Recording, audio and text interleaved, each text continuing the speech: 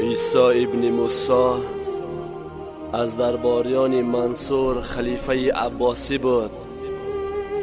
میگه در یک شب مهتابی با همسر خود گفتگو داشت. ناگهان چشمش به مهتاب رسید. زیباگی مهتاب را که دید به همسرش گفت اگر تو از مهتاب زیباتر نباشی تو به من 3 طلاق هستی. میگه این خبر به گوش خلیفه رسید. بحث و گفتگوها در این باره خیلی زیاد شد. آیا طلاق شده است یا اینکه نه؟ چون زن از مهتاب زیباتر نیست. میگه پادشاه عالمان زیاده را جمع آوردن. عالمان خلاصه خود را برآوردن، فتوا دادن که طلاق واقع گشته است.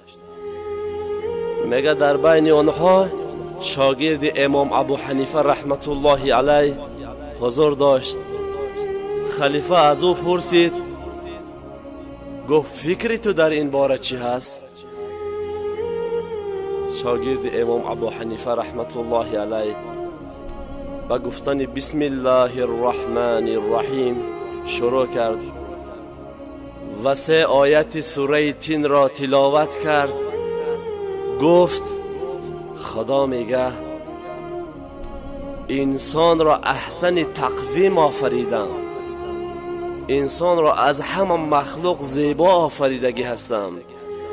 چگونه مهتاب از این زن زیبا هست؟